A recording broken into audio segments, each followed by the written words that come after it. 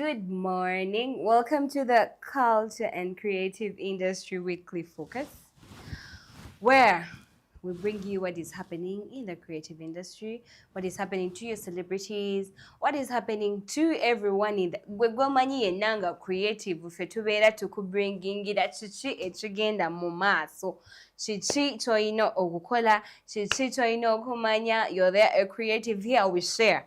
Through our sharing, maybe you get something out of it. My name is Gillian, your host, and I'm always here every Wednesday and Thursday with the one and only Muzei Waneka, a film director, a film producer. Yes, he's a man that has been in the industry for some time. Good morning, Muzei Waneka. Good morning. Hey, you've given me the stones. Yeah, I know. Clock it. How are you? I'm okay. How has been your week? The week is fine. We are smoking Uganda, and yeah. No, we are smoking. Like you smoke cigarette, we are smoking Uganda. Jesus, Abba Father. Like you smoke ganji, eh? Yo, ganja planter. Ganja planter. So we are smoking We're Uganda. Smoking Uganda. You know, you're there, then the new laws, then Okelo, everything is happening at the same time. Uganda is burning. Uganda, huh? It's burning. Really? Okay. I don't want to mention. It's burning like my seat. I'm feeling hot.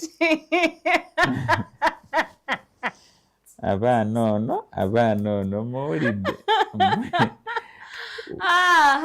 What are the highlights that have been in the week, Kusaidio?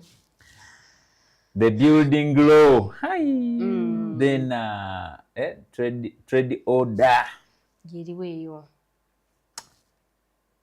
Ozimbye mukubo totundira muko. Haven't you seen buildings being demolished, kiosks, wherever? Ebintu byewakokera ku your building, everything is being demolished. They are clearing the road reserve. Let me first let us first go back. Yeah. Bala abantu bebalonda, they have not yet sworn in, right? Together they don't have the power to operate, right? Yeah, of course. So who is doing all these things? Bali betutalonda. Bemutalonda bebakola. Kwega babalumiza ddala nagenda. I don't know. Uganda! Ugandans, we shall sip days, I'm telling you. Minsa. Akole. Ebintu ebisana okukolebwa neba na. But ate because in the other period, katayo nonero najja. Akaliro kasuse. Nanga atamanyi mangi. Okay, Zimbabwe, I would be of a view to our dear government. If we are putting away people off the streets, if we are putting away people off the road reserves, let us be which word can I use? I don't want let us be humor. Let us create a contingency plan from here. Where are we putting them? Like you give people warning. As we are clearing the road reserves, then we are clearing those from their households. Mutugambye kati nyumba zaffe tulina okusooka ne tuzifuluma ne tusaba olukusa tuziddemu. Yawangula. Hajati Minsa sebo yawangula akalulu gwe. Naweva mukwogerera mu opposite. Ebyaddala yawangula. Minsa yawangula akalulu. Kati lwaki ate luli yali takola? Lwaki asaze obikola kati? Owange, there is already osanga luli yali studying Mbeera. Now she's ready. Banange. No, yako. Naye nze ebya Honorable Minsa. Ngamba, okay, it is well. But my issue banange. The building controls, the building standards. The simanyo mwavu jagenda kudda kuba banange omusajja asaboteka obambika room ke and I can tell you, I heard until yes, they're not going to break people's houses. Now, after the public backlash, they came back. I think they need a good PR, and they said, "Gee, it's after complaining about your house into Bachiyingiramu." But I can tell you. This is my personal thinking. As a Ugandan, I'm also free to my opinion. Yeah. Etteeka bwe libanga weeriringa waliwo omukyala n'omwami abasooka ne bajja ne balinnyonnyola You know we now have the right. You are going to break your houses. You need a permit. My dear, if that law is there, never batusiga akazigo nti you know nobody is going to be harsh, you're not going to break your houses. The law is there. I would want us to take you back to the traffic law. Express penalty system. You remember that time? I can tell you it's just a matter of time. Era obeera ogenda bulya mu luvuuvuumo nga baagala kizza ogenda okulya nekati eshagaza ba member of parliament bebe batuteeseza. Actually ndowooza nabo banyiivu naye ekirungi bannayuganda abamu kubataddayo baba balaze omutima. I wonder when were these laws passed? I know. When were they being discussed nga ffe tetubimanyi?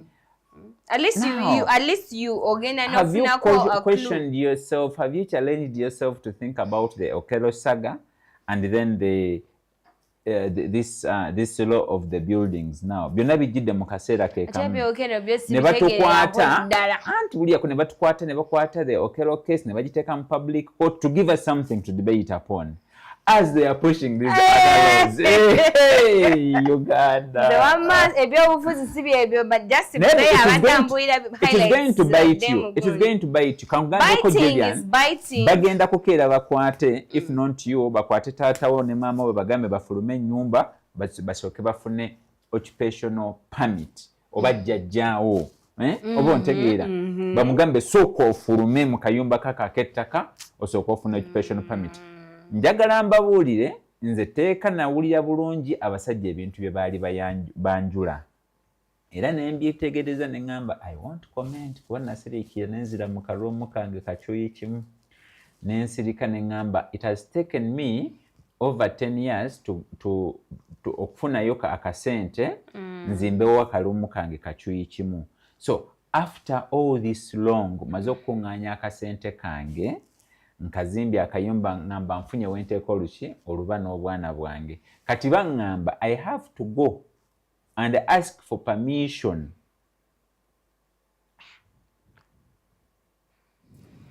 Enkyukakyuka ejja naye enkyukakyuka enyiga tugiyite bwe batyo.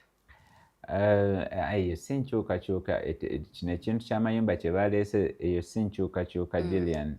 I'd want us to be nze njagala mbeere mulambulukufu gyendi eyo si nkyukakyuka okukutulugunya abantu and whosoever is advising His Excellency Tibuhaburwa I think they are giving him they are misinforming him. Banegana amagundi gakola nnyo omukazi ajja n'ayamba abasuubuzi muve ku street tugenda bajjawo.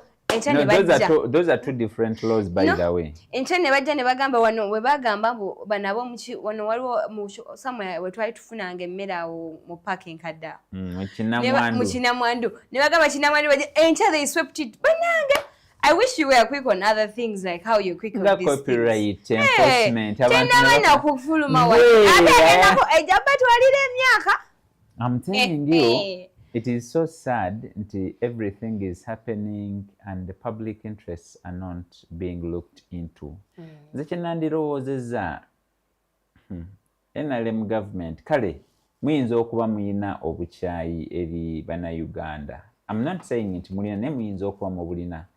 I think I would request you to have a moment and remember that you're also Ugandans. If you're not a Ugandan, you're married to a Ugandan, you have Ugandan children or Ugandan. Kyonna kyekiri nsaba amaanyi okulongoosa mugaba malungi. Naye nze nandisabye ne ŋŋamba let us put alternatives that are fair.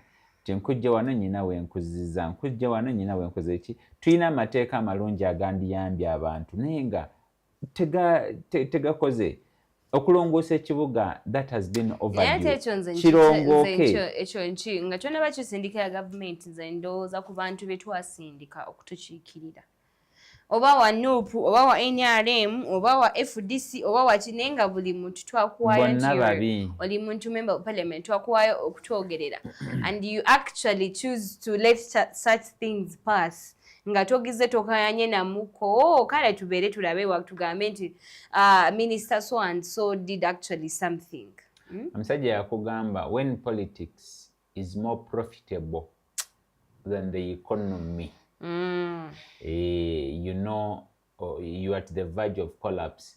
Nze kye nandiwoozeza we as a country, we as Ugandans twandyekozeemu omulimu ne tusaba President Museveni afuna omusaala gwa ssente meka? Million 3. Ne tusaba President Museveni tewaba MP amusinza omusaala. Babuulira amazima, if we achieve that, many of the things are going to go back bitereere.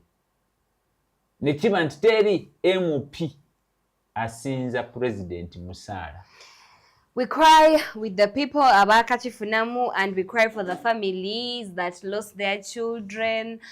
Ebya luxury okelo, it is so absurd and it is so kale kyekisanyusa era kyannaku kinakuwaza n'eggwanga lyaffe nti abantu mu mateeka ago nga tusuubira okuyambibwa ate tetusobodde kuyambibwa simply because simanyi nakikigenda maaso. Ng'essuubiri baweddemu mangu. N'essuubiri tuweddemu lwansonga twakalaba encounter eziriwo right now nga tulaba tewali kituyambiddwa. No, but you see, the president made an order for courts to go to the public, and you celebrated. Now, why are you complaining? By the way, what judges said was very fine, and I actually. And you celebrated. But this is what happens in courtrooms. This is exact. You see, there is a difference between justice and freedom. Okay. Yes, a big difference. So we need to understand that much as justice must prevail, Okero has his freedom. Okay. Hey, kakati ebyo ebintu ebibiri tulina okutandika okuba nga tubyekenneenya. Olunaku lwe baakeera ne bamutaasa from the mob justice, was that justice? Abannayuganda twerwaneko ebintu ng'ebyo tukuuma abaana baffe. Abasomesa bambi tubeegayirira mubeere nga mutekinga mu maximum attention.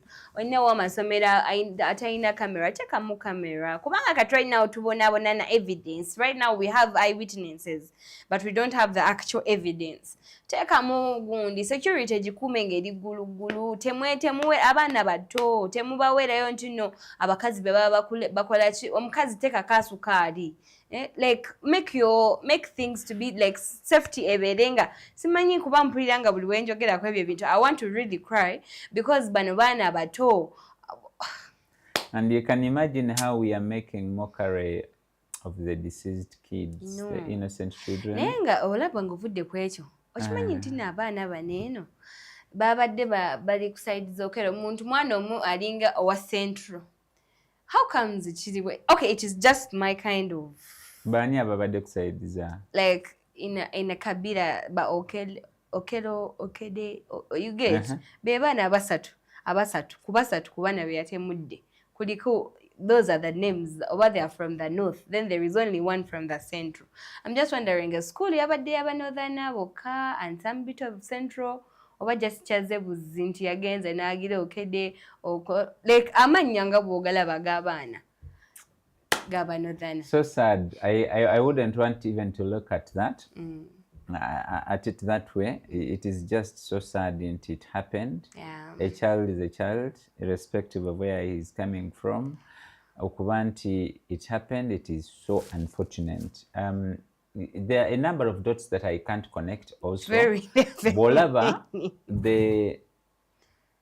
somebody else would say the speed at which police came in. So that's one. Nina ka video ke nalabako omuvubuka eyagamba nti nalaba nga akutta omwana omulala nenzija ne mukuba panchi oba segere. Content creator banji. No. Okusinzira that video came out during that same scenario nga kyakabaawo. Bw'otunuulira what was happening kati nawuliddeko tewaliwo omusaayi. Still, you know, it's a school. waliwo ebintu ebimu kyovula nkugamba nti amateeka gano mazibu bwaba tewaali musaayi oli ayinza n'okuba yakikola ku bwa bulungi olw'abaana abasigadde n'abika omusaayi. I don't know, I don't understand. So we need to make meaning of certain things. My attention was caught by one lady, the teacher, eyabadde narrating nti ye bwe yalaba nga atadde ono ali ku mwana omu wansi n'alowooza nti agenda kukola ki ali mukuba. Teacher n'adduka to intervene naye agenda okulaba ng'omwana avaamu omusaayi. So bw'akwata omulala n'akwata buno bugali bavuga n'akamukuba kati n'atandika okumugoba. I also saw a clip nga teacher agamba nti bwe yalaba nga abantu batandise okuŋŋaana n'akasuka akaso wabweru.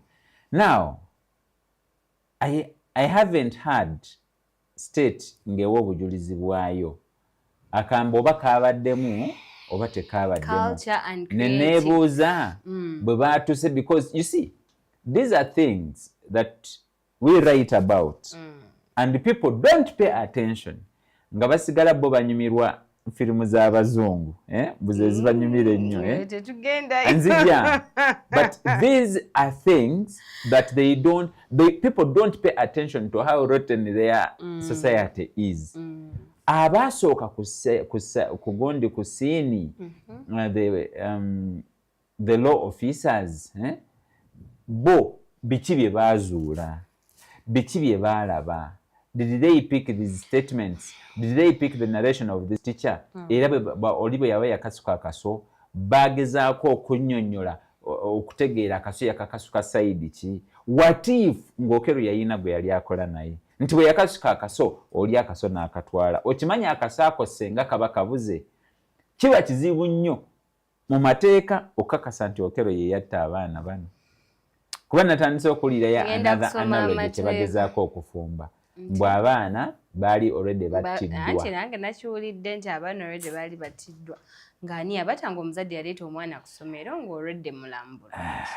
Anyway, guys, away from that, this is the Culture and Creative Industry Weekly Focus. That was just a by the way. That is what has been happening in Muzeeyi Bwanika's week. Angambye nti musanyufu naye emboozi gyegenze. In my head. I told you we've been smoking Uganda. So Uganda is Uganda guy. As the conversation depends. Depends in ndabanga mbutufu tali okay, but a moment of silence for those little souls that departed. May their souls rest in peace. Nga tukyali ku baana abato tulina n'abakulu abakaaba. Muzeeyi Bwanika, wawulirizako Kadongo kamu ebiseera byo? Nze ndi mwana muto. Lwaki gwe muzeeyi? Ani yakuwa erinnya lya muzeeyi? Obadde ki? Yesu y'olwaleero. Badde njagala n'ensonga tugikooneko ekibuuzo kive mu ddiiro. Nedda nnyabo. Ani yakuwa erinnya lya muzeeyi? Tudde ku show. Owulirizako Nedda nammwe tinaba kuggwa. Owulirizako Kadongo kamu? Kadongo kamu muwuliriza ne kakati muwuliriza. So what are your productions ezigenda maaso? Nga luyimba ki oluli current? Naye Kenzo watukolera olutalo. Kenzo weyayogera ku ba-celebrity baffe aba Kadongo kamu, Dan Mugula, is it? Lord Fred Sebata, Muzeeyi Kazibe Kapo, ono atakaddiwa, William Kavya. William Kavya atakaddiwa. Wagira n'akubako ku marasita n'agajjayo n'ateekako ebikoofiira. I just like how he's buli kaseera yatambulira ku trend. But I want to ask you a question away from that. What do you think is the future of Kadongo kamu? Kadongo kamu, origin ya Kadongo kamu eva mu bintu bibiri. The traditional storytelling and actually Kadongo kamu akyaka nnyo in the late 1940s and the 1960s. I hear actually Eddie Wamala becomes one of the first Ugandans to formally record oluyimba lwa Kadongo kamu, and after then abantu batandika oku appreciatinga recorded music, Ugandan music. In the early 1960s, 1950s, I think Eriwa Mala's song Nabutono is said to have been recorded around 1959. So since then, azze atambula n'ayita mu mirembe gy'aba Jangu, ba Livingstone Kasozi, the Paul Kaferozi, the Fred Sebatazi of recent. Now we have the likes of Matthias Walukaga. No, ani ono eyafuuka omusiraamu eri omukatuliki aliwa yenna ono abakyala gwe eyakola Abdumulazi. Waliwo ono eyali omukatuliki eyagenda kubanoonya n'afuna abakyala aliwa producer omusajja omumanyi naye kirungi nti gwe obamanyi netinsanyusizza nti Julian obamanyi. Omusajja oyo bambi alina akayimba k'enkeera which is okay, but I'll be remembering. Please proceed. So kati bw'otunuulira Kadongo Kamu gy'avudde and today where we are, music has somehow evolved that we must appreciate. Segawa. Okay. So after the evolving of music, tekijjaawo nti kyenkana ebintu ebyali bikolebwa bisigala bye bimu. Today, if you would listen to what we call these old songs, Kadongo Kamu music, trust me, it's about storytelling, instead of singer poetry, narrations. It was a form of trying to communicate feelings, personal feelings. Kati, that was the background of this kind of music. Yes, as generations change, netutandika okuba nti we import so much of foreign content. Kati nekijja nekiba nti our cultures got mixed up with other cultures, and that informed the evolving that I'm trying to talk about. However, in that kind of evolving, bannaffe abasinga basigala nga bo bakya maintaininze their style. Though Kadongo Kamu comes from nga bawulira nti Kadongo Kamu endongo yalinga emu ng'omuyimbi ajja omu. That's what makes Eli Wamala one of the first people to formally record. Bwagenda okurecordinga. Now, it started ekyatandika okuva ku Kadongo Kamu. Kwe watuukanga mu studio ne bongeramu ebyuma ebyenjawulo. So ebyo byonna ne bitandika okuba nti bitambula. Katugenda otandika okufuna this foreign content. Tulina tufuna Lingala, kati ate Jangu music w'abazungu. Ebyo byonna, it has informed the kind of music that we have today. Today as we speak, osobola okuwuliriza oluyimba nga tosobola kuluwa nga bonagamba nga tosobola kulutuuma a group of people. It's this kind of song that is everywhere. Now you can't say, you know, that's an Indian song. You know, that's a Ugandan song. And ebivuga bingi somehow chikwetagisa okuba nti ate omanyi nnyo okutandika okuba nti okyawula. Kati, we so happen to have a generation that doesn't pay attention to details so much. They do, but not so much. Especially bwe kijja ku bintu ebyetaaga okuba nti mulowooza nnyo. Kati nekiba nti music yono agenda akendeera. Colonial era also has played a significant role to the evolving of music etya. Nti batandika okuba nti they are localizing some of the instruments. Babitwala okuba nti they are backward. Engoma, amadinda. You understand? Kati oli bwakitunyaka ebyo byadda. But you see, now this is something that uniquely defined our society, our culture. Kati bakadde baffe abamu basigala nga batambulira mu mentality gye balimu. And I can guarantee you, paka olwaleero, senga bavaayo ne bagezaako okubaako ebintu ebimu bye bakola, ojja kwesanga nti kiba kizibu nnyo obutawulira that flavor eya Kadongo Kamu that was. However, on the other side, it's also a good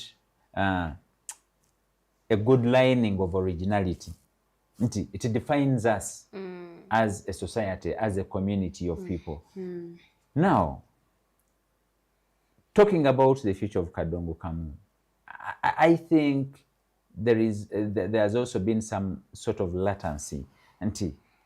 Nabo, oba beekuumidde nnyo emabega njagala naye mbadde manyi kati mbadde manyi Kadongo Kamu talina kukola nnyo era alina kusigala awo kubanga waliwo abasigala nga bawuliriza that type of music. Yes, basigala naye kati olaba Kadongo Kamu is the kind of music which you're relating in a film. You need to sit, get composed and now start consuming. But also even now in music, you don't just... Kati nawe music olwaleero tali nnyo nti ali awo wakulowooza. No, by the way, in music, anyway. Temensingo. Before minus that, they will have some other oluyimba olulungi. Enyimba za David Lutalo ziwulira. Actually, David Lutalo. Lwakuba nti tukyusa ebintu bino, now it is band music. Naye David Lutalo would have been the new Kadongo Kamu.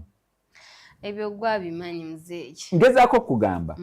Bw'owuliriza ennyimba ya David Lutalo, the beauty of David Lutalo's music. So you mean others do not have beauty within their music? I am trying to tell you something. I don't know. You're free. You're also free to your personal opinion. Nechengezaako kulaga nti bw'owuliriza Kadongo Kamu nti ze nnyimba ze mwawulirizanga omuntu ne basirika nga basobola okukuba oluyimba ku radio nga oli mu taxi yonna neewuliriza. Now that's a flavor, that's sweetness. Obwo bwe buwoomi bw'oluyimba Gillian. Bw'owuliriza ennyimba za David Lutalo y'omu ku bayimbi abayina ennyimba asobola okubasirisa ne mutandika okukola ki? Okuwuliriza. Kakati ekyali kidefininga Kadongo Kamu ennyo ye yalinga message. Kyova olaba it's associated to narrations, it's associated to storytelling, okwogera ebizibu bya society. Now, ekibulamu nze kyendaba the missing gap eya Kadongo Kamu. Kadongo Kamu we yeesuliddeyo ogwannagamba. We used to have shows of Lord Fred Sebata ng'ajja n'azimba stage nga bw'olaba theatre.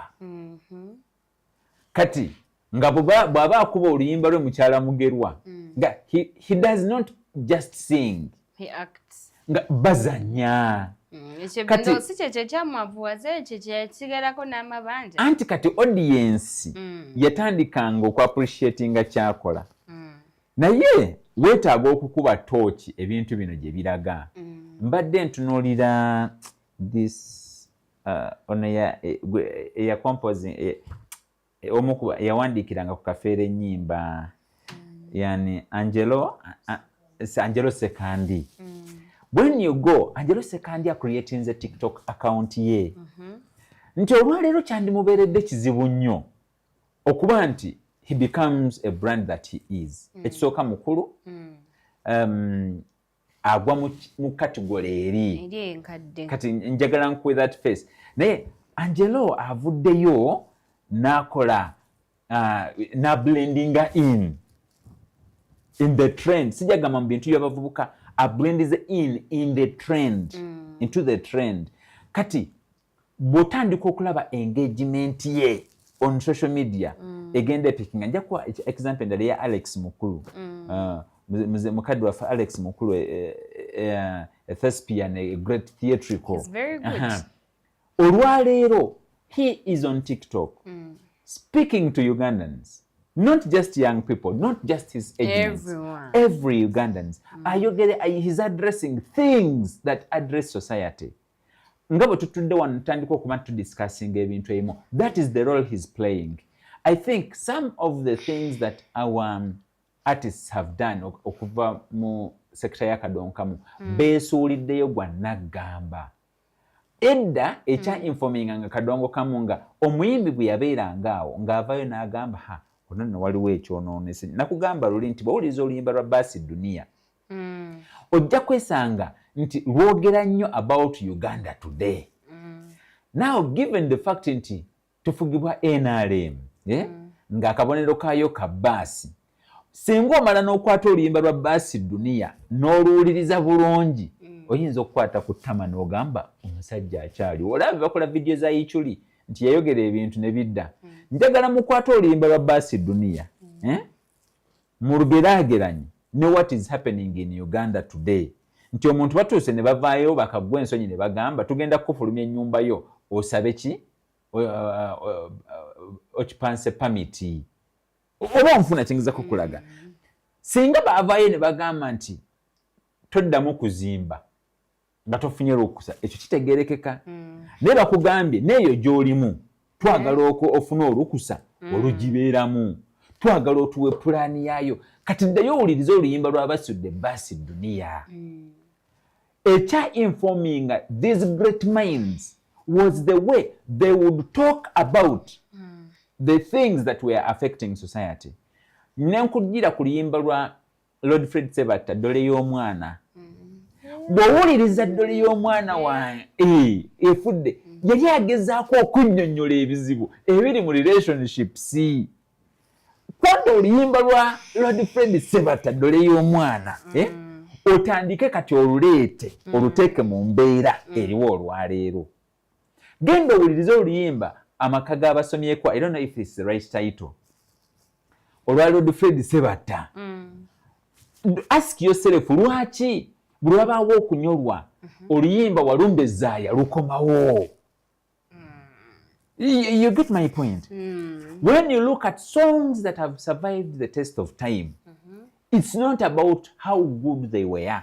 It's about how the community relates with them.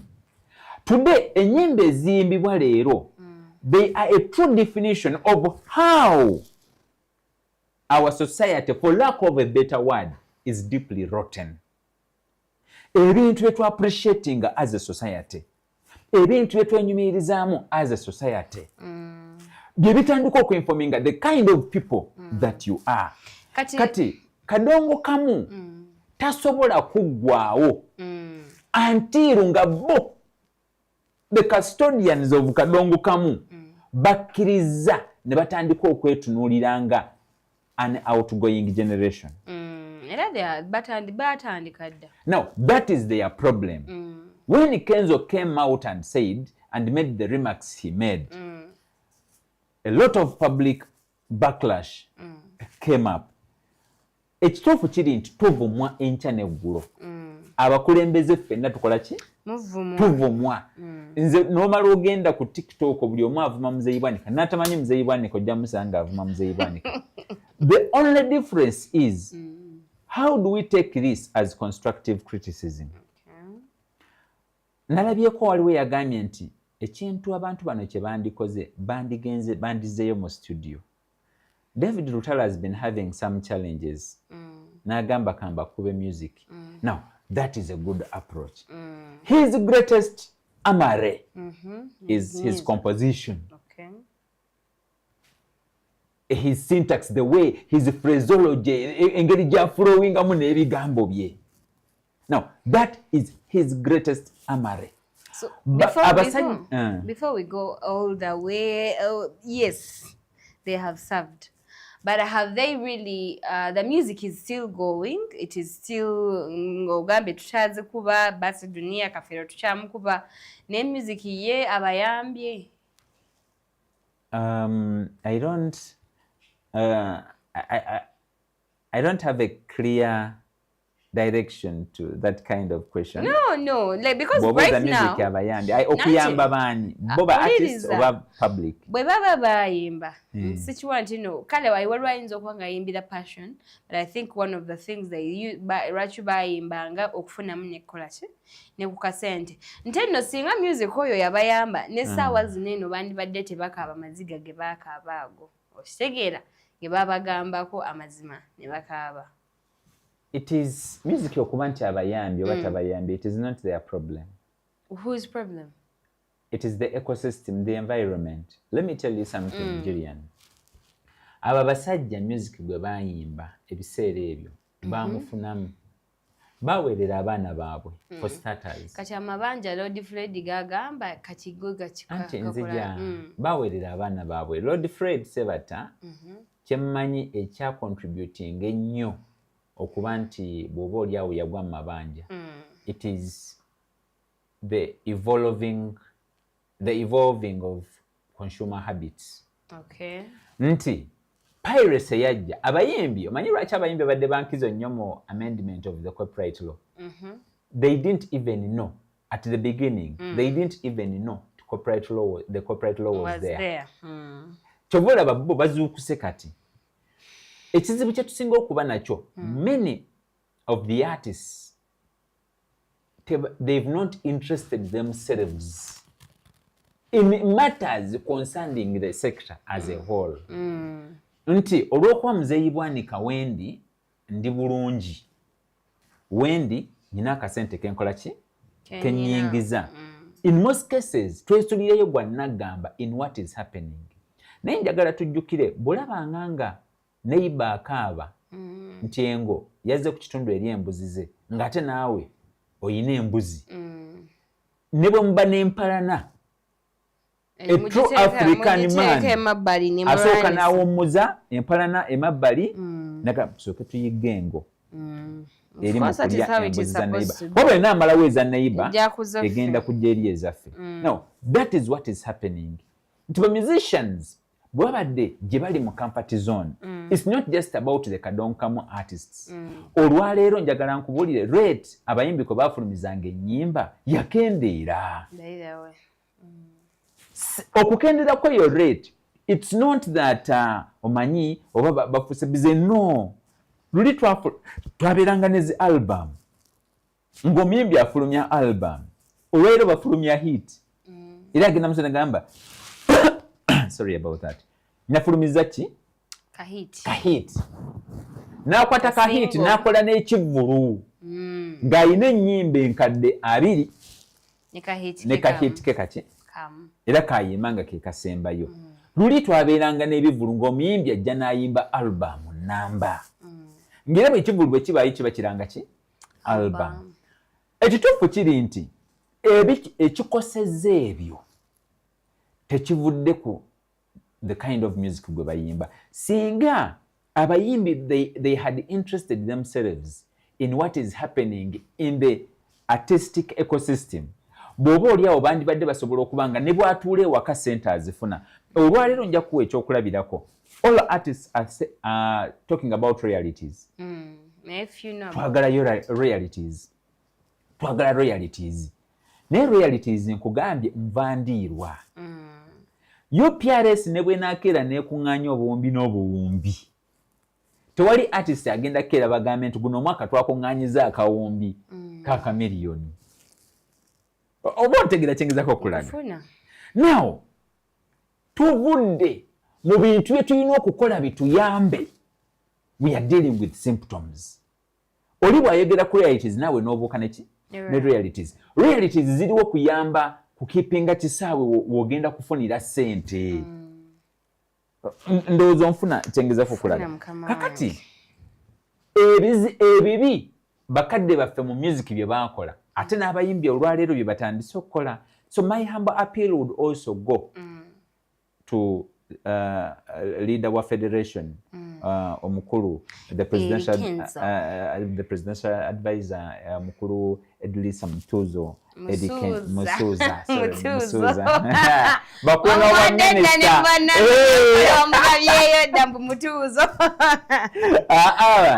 nanti kati olondooza ndazizo mulabira mu biti bya minisita osanga banaabumu tebamuwa kubajja tuswaza buli kaseera Musuza noddayo osome obikule kati obwongo bajja bukyakwata nkubuulira Bebe Cool yazzeeyo. Bebe Cool yali esomako yali yabeerako mu system naye Musuza tasobola.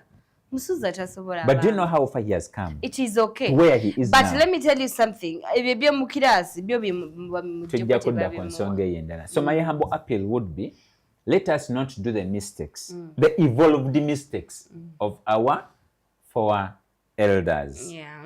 Nti beesuulireyo gwa nagamba to the problems. You know, a permanent problem requires a permanent solution.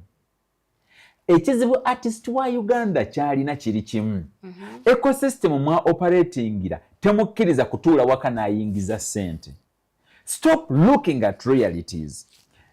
Ne bwe twandibadde nga tulina system egaba royalties, bakadde baffe ba Lord Fred Ssebatta era bandibadde tebafuna ssente. Kyova olaba olwayiro bakwata milioni 10 ne bazibawa nti omusajja ali worth more billions and billions of money. Mwadde 10 ate bazigabane. Anti nawulira bagamba nti batunya milioni 10 ne zibalema n'okutegeera bye bagenda zikozesa. And they are right. Badde bamanya basha. Under normal circumstances, twandibadde ng'olunaku olwaleero because Lord Fred Ssebatta teyeetaaga 46 million Ugandans to listen to his music. And I would want us to be very intentional about that. Nsaba ba musicians aba Kadongo Kamu bakitegeere nti teweetaaga everyone to listen to your music for you to get money. No, that is wrong. 2, aba Kadongo Kamu balina ekintu ekirala kye bakoze, unlike obalaba Lord Fred Ssebatta yakola loosi nti baatuuka aba Kadongo Kamu ne batandika okukola cheap shows.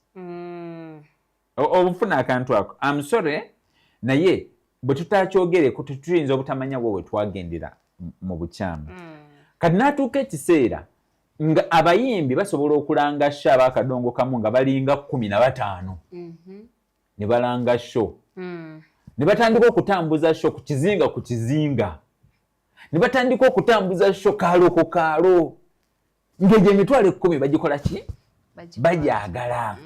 Kati ekyamazima Lord Fred Ssebatta yatuuka ekiseera nga ne bw'akola sho abantu jukire ye agiteekamu kinene. Mu kugiteekamu ekinene agenda kukyajinga hayire. Kati ebyenfuna by'eggwanga ate ne bituuka ne bitandika okwekanama nga byesiba. Kati omuntu yagambanga kangende wali ndabe bano ekirindi. Ono ne bakola ki? Ne bamufiisa. My point is this. Under normal circumstances, omuyimbi yandibadde yeetaaga mu mwaka abantu abagenda okugula alubamu ye gy'afulumiza oba enkadde omutwalo ki? Kale tugambe nti bw'oba oyina abaguze alubamu ye empya omutwalo gumu, then n'oba n'abaguze alubamu ze enkadde 15,000. Jillian bw'okwata calculator n'ogamba nti singa tukwata omukulu Lord Fred Ssebatta n'afulumya alubamu only 10,000 Ugandans, buli omu n'amuwa omutwalo gumu, ze milioni 10. Naye kizibu okusanga omutwalo ogumu ogw'abana Uganda ogugenda okugula alubamu emitwalo emeka?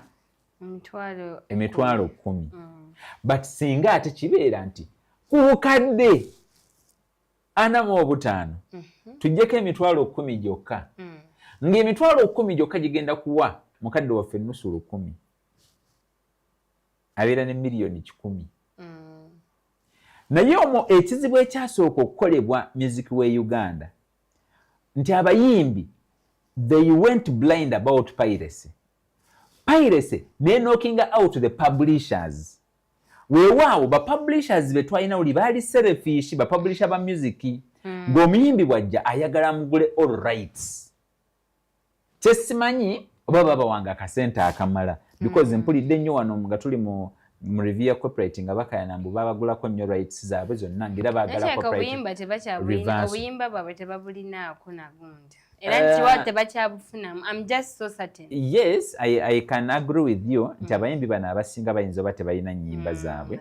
Ekyo lwaki babadde balwanirira nnyo okuba nti n'amaziga kankubulire ge baakaba tegaali ku bigambo byokka. Ebyakenze naye gaali ku birala. Okay. Awo wenzijira nze nkyayina okukkiriza nti bayina performing rights number 1. Mu kuba ne performing rights basobola performing ennyimba zaabwe in all spaces. But number 2, abasajja bano bakyayina emitwe. Nze I would challenge these Kadongo Kamu musicians to go back to their days. Somebody has taken away something that is so valuable from them. Babagyeko their birthright. Babagyeko their right, their freedom from censorship. kati buli omu atambulira mu kutya. If these artists would go back, sit and recompose themselves. Lomu twali ku jam session, lulinga etandika amateeka tegaali nnyo makakali, abavubuka ne bavuma Alex Mukulu. You understand? Naye kyamunyiga n'ayomba nnyo. Kuba mu traditional art gwe yalimu, he's a highly respected man. Kati azawulira abaana bamuyisamu muki? Amaaso. Ndowooza beva competitions ziri ze yasalanga. You see, bwe yaperforminga waliwo bino audience, kati tulina audience ezivola abayimbi, okitegeera. So it happened. Kuba naliwo ekyo tebanyumiza naliwo. So it wasn't a good thing. Era n'ayomba nnyo. What am I trying to say? Singa tuddayo, buli omu n'adefininga spaces ze. Olwaleero ekitta theatre, nti we have not clearly defined theatre. Luli twabeeranga ne theatre ng'omuzannyo gumu gulagibwa okumala emyezi 6. Friday, Saturday, Sunday, endagameka. Nenze nabiraba kati we mwagitegekanga like only 3 days ogenda okwesanga. Actually it was the rope. Last year we bagera rope. No, last year but one rope we agira. Naye ogenda olaba lwakuba kununula bajjumbira nga bangi. Naye the other places bateekanga munga if it goes more than 3 days. Genda laba nga the numbers have reduced. Which play? You see, byonna tusobola okubitunulira. Nkuzaayo ku what amounts to the ecosystem in which we operate as artists. Nze dda nnyina mukwano gwange nali njagala mutwala ku Pride Theatre okulaba omuzannyo. Kyava ngamba Bwanika, those are the same people we see we've been seeing always. Pride Theatre mpozi yafuka bakayimireyo kati Pastor Manjeri jasabira yafuka church. So nangamba, and I see them every day wano ku TV. Kati weekend lwe njagala okuwummulamu. You see, what kills a tribe is surplus. Okay. Normalizing things. So these Kadongo Kam people have normalized things. No. Kati mbadde ngenzeeko ku theatre. Nti the thespians batuuka ekiseera ne balaba TV as a blessing. Ne bagenda ku TV. Ne babivaako bino. Tebabivaako nno. Bwe bagenda ku TV, somebody is watching you Monday to Sunday. Jukira weekend abantu bandiwummulidde. So it becomes highly inconveniencing for somebody to start moving out for a product already gyalina mu nnyumba. Consumption of audiovisual art, we need to understand the dynamics, the consumer habits. Omuntu aba agenda kubeera ku TV ye alabe Muzeeyi Bwanika. The moment bonateeka Muzeeyi Bwanika wali wabweru, atalina TV yasinga osikirizibwa ogenda okulaba Muzeeyi Bwanika. No, that is the biggest challenge that we have. Kati bw'ojja ate mu music, omuntu ayagala nnyo agenda okulaba omuntu gw'amanyi. Oba okategeera. Kyova olaba ebiseera ebisinga omuyimbi bw'akola ennyo, bw'abeera ennyo out there, abo broadcasters kye bagamba nti abayimbi batusasula tuba promoting. Omuyimbi bw'abeera ennyo out there, yali ku TV yaliwa, bw'akola show, people are likely to go for entertainment. But yawula these forms of arts, waliwo form of art nga yo solely is about entertainment. Nabeerawo another form of art is about information. Largely it is edutainment. Now when it comes to edutainment, oli bw'amala okuconsuminga product, talaba nsonga ate lwaki agenda out. Okay. So I want you to tell us, golowooza government enasobola okuyamba bano abayimbi ba Kadongo KAMU? Era baba balinda government ebayambe. It is the worst thing that is going to happen to them. My humble appeal to the Kadongo KAMU artists is they should wake up. The corporate law is there. And let them fight with you people. But even without the amendment, by the way, the corporate law is there. Etteeka lya corporate eririwo abasajja ne bamala batuula, they recompose themselves, ne baleeta ekipya. The Ugandan audience is ready to welcome them. Of course. People like Baronald Mayinja bakoze shares akabi, but I can tell you that's a one-off. Ekintu space gap gye bataddewo nga tebalina bantu balina okukkiriza ne bakka. Ne bamala ne batuddamu ne batuwa buto enguliko. Kyenkugambye sekandi akomyewo mu bantu. When you go n'olaba sekandi ku social media platforms ze, he's engaging the people. Alex Mukulu is engaging the people. So this is what the Kadongo KAMU people should do. This is the trend. It is the new way of selling your content. So baneba kama nti olwaleero Lord Fred Sebatta bwadda nadda mu bantu. There are people that are thirsty of his content. Like Mzee Bwanika. Probably. Paul Job Kafeero. Tolaba nti yafa. The late. May he so rest in peace. Olwaleero family ye ekyasobola okurevitalizinga ennyimba ze ne baddamu ne bazifunamu beyond just the realities. Kakati ffe nga ba artist twagala nnyo government etuyambe. I think the beggar syndrome is eating us up. Yeah. The dependence syndrome. Kati ogenda n'otunulamu ng'olaba babaddewo ne balwana naye era tebakoze eki tebafunye. So at the end of the day ne bagenda okukola ki okusabiriza. But Mzee Bwanika, away from that, you've been talking about theatre and nze okusinziira in my little observation ndaba nga theatre eggwawo. Naye ate there are more people who are still coming up. Like twasigaza kati theatre nga kale eziwulikika ennyo ziri Theatre La Bonita, this one, then Bat Valley.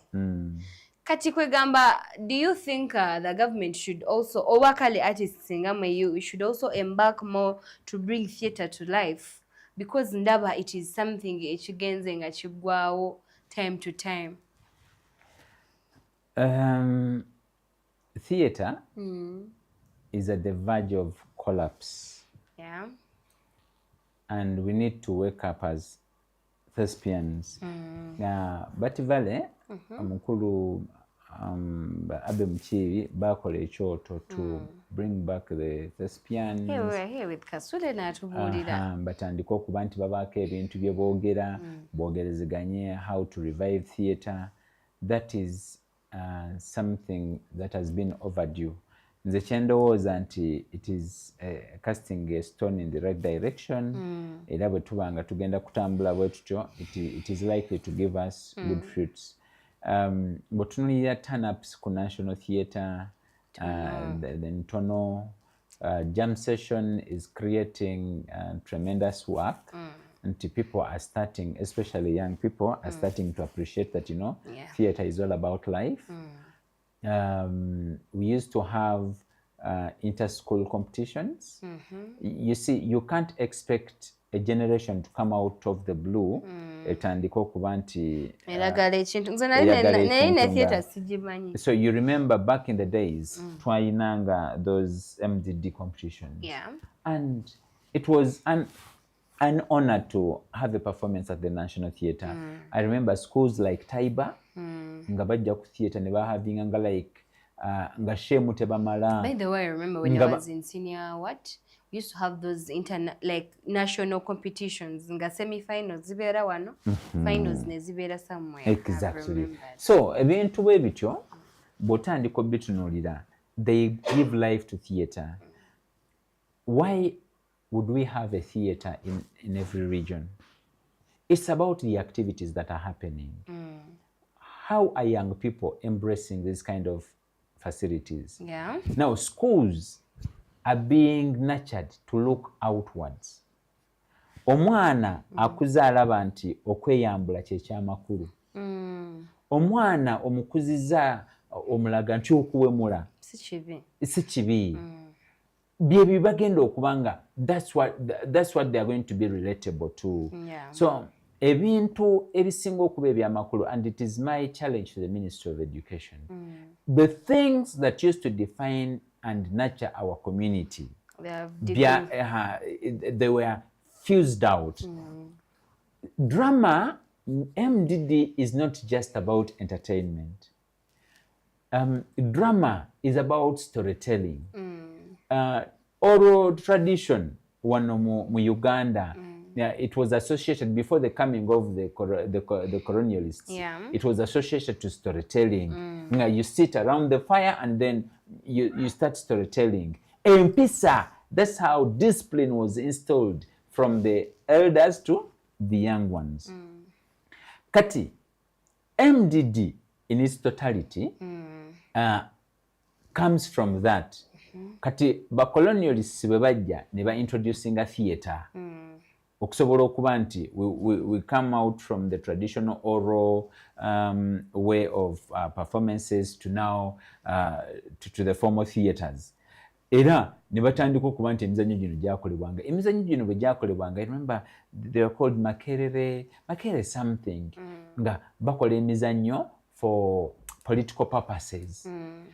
Theatre used to be a way of advocacy, a way of creating awareness. Ebintu bino byonna, you can't have a generation that learns, that pays attention to this form of art if it was nurtured in a different direction altogether.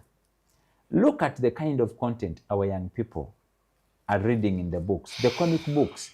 When you get most of these comic books that are claimed to be in the international syllabus, trust me, their content is way off. Tuyina engero zaffe wano eza Wakayima, Wango, Gondi, Nsanji.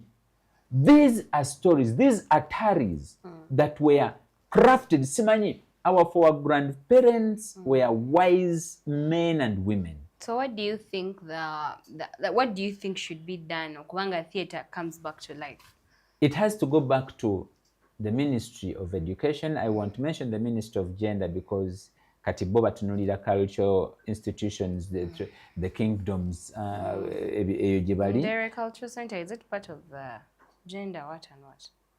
I don't know. Yes, Ministry of Gender is the mother ministry for all culture, for the creative and cultural industries. Okay. Yeah, but bwe kijja to the foundation now, my appeal goes to Ministry of Education. Okay. Something has gone wrong.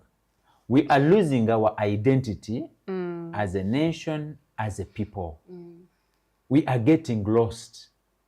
Luli nakugamba olwaleero people are discussing nti mama wange nagenza omusaba omwana wange. Ontegeera. Yeah. And it's all over. And content creation today.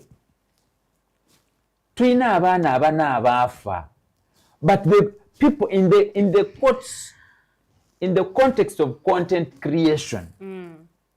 Bw'olaba abantu ebintu bye bakola, you would get shocked. NASA has been going round the moon of recent. They went on the 1st April, which is said to be the Fool's Day, for the fools, of course. And it's an ordinary day. Lwe basimbula ekyombo Atmas 2 nekigenda ku mwezi. And nze oba abazungu bo bagezi nnyo nti batusukkuluma ku byonna bye batulaze mu butategeera bwange naganye okubitegeera byannemi. Naye nze nkitwala nti they are also creating content. So that is what bw'otunuulira abantu abalya ku mulimu ogwo gwokka bangi bangi nnyo all over the world. Nze mbadde manyi the theatre should put more effort into creating ate neteekamu nnyo intense advertising. Creating for kubanga who? no listen for the people to like whatever you can create naye nga tetolina market, let them put more energy in marketing what is to be shown. Kubanga nkubulira abantu batono nnyo abamanyi ku theatre, and yet theatre has opportunities, because me when I've been here I've seen, but very little, because watewali intense advertisement kiba kizibu nnyo okusanga nga ne theatre bajogeddeko oba omuntu nga alina ekivulu ku theatre nga kiri broadcasted. Okay, Gillian, hear me right. This generation is not going, not now, not tomorrow. This generation is hardly going to appreciate theatre. It will appreciate. Thank you. It is going to appreciate, actually, not it The will. problem of theatre is not about advertisement. What is it? The problem of theatre, it was fused out at the inception stage, at the mentorship stage of the younger people that we have today. If theatre has to survive, theatre has to go back to the foundations of society. Theatre has to go back to the young people. It has to be a deliberate move. By Minister of Education taking back theatre to young people. It is not doing a good service to theatre. No, it is doing a good service to society. Lwaki society banange olwaleero nalabye nakugamba UCC yavaayo eweza ennyimba z'abalimbu bayimbye bubi, but environment webayiyiza kyekyo kyebasaba. Kakati olwaleero Minister of Education yavaayo negamba eweze ebivulu mu masomero, ne kati amasomero olwaleero gali privatized. Ekitegeera buli omu akola kyakola ki kyayagala. Kati omusomesa bw'ataakole bakasitoma kye baagala, I can tell you, believe me or you, essomero ligenda kuba teligenda kukola ssente. Kyengezaako kulaga okuyamba theatre. Ministry okuzza theatre mu ssomero teyamba theatre kyokka, eyamba society. If we are intentional and purpose to help another generation, a responsible generation, kigenda kutwetaagisa okuba nti we have younger people that relate with their society, with their community. Nze nakugamba bw'osanga omuntu omukulu ng'akedde n'agula soda mu plastic bottle, n'amala okunywa soda ng'ali mu mmotoka oba taxi oba yeevuga n'akasuka akacupa wabweru. Anybody in Uganda can do that. Ne baminisita ekibalemesa okubikola nti atya nti bw'anasendabirwamu okukasuka akacupa enfuufu egenda yingira emmotoka ye. I believe that could be the only reason. Nti enfuufu eri ku nguudo z'e Uganda ze zibalemesa obikola. Twagala okubajjukiza nti we are sponsored by the UNCC, and it usually has programs every Monday, the jam session. It was massive this Monday. You guys are missing out if you do not want to come. Every let me make Simanye and every Thursday we usually have the comedy scene where we're going to have the different comedy Dixon Zizinga, Bakudu, Tuanje, Batindi. They take you through Bakusanyusa. Like, please do not don't wait around where do you want. Actually, we're on the point of theatre. If you're there on the show, come to the National Theatre. Olabe comedy scene omulabe. Come see the different programs. Come and see. Muje muyambeko kubanga theatre mujize ngulu, because bwejjano olaba no forwarding omuntu omulala n'alaba ekyo nakyo kiba kijja kuyamba okubanga theatre zonna nabangere creating awe endala kubanga ziba zifunye abalabi. And don't forget to subscribe on this channel. Tell others to subscribe. Don't forget the Stream East Films. Go on your Android, go on your iPhone, download the Stream East Films. Olabe filimu eza Eastern Africa, filimu z'abana Uganda, filimu z'abanyarwanda, like film from Eastern Africa. So just go to your phone. If you're using an Android, go to the Google Play Store, download the Stream East Films. If you're using iPhone, go to Apple Apple Store and you download those movies. Otherwise, we are time bad. I would request Muzei Wanika to give us his closing remarks so that we do not go so much. Obudde bw'abantu tuleme kubuyingiramu. My appeal is to the parents and the Ministry of Education and Sports. Art is a big component of our society. Art is a reflection of our society. The wrong things that we see through art are as a result of the society that we live in. If we are deliberate, intentional, and purposed to push back theater into our schools, that is something that would probably save the generations to come. Young people need to become readers. You see, in South Africa, let me note this, of recent waliyo okwekalakaasa abantu ne baruutinga ebintu ku streets. Naye mu byonna bye baruutinga waliwo library, a bookshop. It wasn't broken into. It gives it gives an impression that readers do not steal. Exist. Readers do not steal. Tebaba ne. Yes. Thank you and very much. And readers do not engage in this kind of activity. Thank you very much for your submission. So as we inspire young people to become readers, we are nurturing a good community. We are nurturing young writers. And the art is a big mobilization tool that can take us this far. Thank you. That is yours, Muzei Wanika. Thank you for tuning in every Wednesday and Thursday. Tomorrow we are here. We are going to be with the chairperson of Viges in Uganda. Please keep it locked at exactly 10. We shall be here telling you what is happening with the Viges, what are his thoughts to the film industry of Uganda. Thank you for watching.